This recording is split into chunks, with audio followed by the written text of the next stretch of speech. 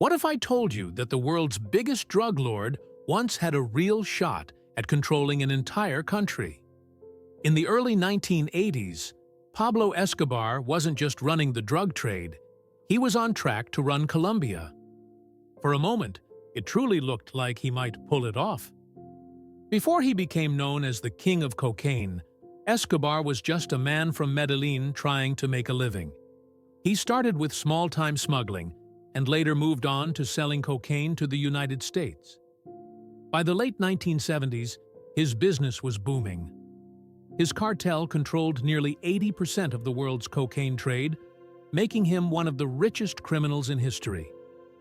He had so much cash that he needed entire warehouses to store it. But what Escobar really craved was power. At the height of his reign, Escobar's influence stretched far beyond just drugs. He essentially ran his own parallel government. His cartel had its own army, heavily armed soldiers, hitmen, even spies within law enforcement. He bribed politicians, police, and judges, ensuring that anyone who opposed him either took his money or faced deadly consequences. But, to many, he wasn't just a feared drug lord, he was a man of the people. He built entire neighborhoods for the poor, established soccer fields, schools, and hospitals. For a lot of Colombians, he wasn't just rich, he was a hero.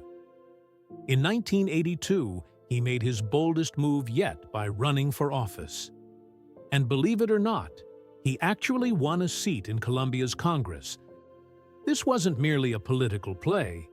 It was his way of making himself untouchable. With a government title, he gained influence, protection, and a real shot at even greater power. But not everyone bought into his good guy image. Justice Minister Rodrigo Lara Bonilla exposed Escobar's true business in front of the entire nation. In an instant, his political dreams came crashing down, and he was kicked out of Congress. Escobar didn't take that betrayal lightly. Not long after, Lara Bonilla was assassinated. Then followed bombings, kidnappings, and more assassinations. Anyone who dared stand in his way was targeted. Colombia plunged into chaos, forcing the government to wage war against the Medellin cartel. Finally, in 1993, after years of terror, the tide turned. The Colombian government, backed by the United States, formed a special task force known as the Search Block. On December 2, 1993, Escobar was cornered in Medellin and shot dead while trying to escape across a rooftop. His dream of ultimate power died with him.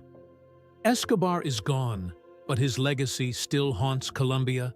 The drug trade didn't disappear with him. It simply evolved. What do you think? Could another Escobar rise again? Let me know your thoughts in the comments.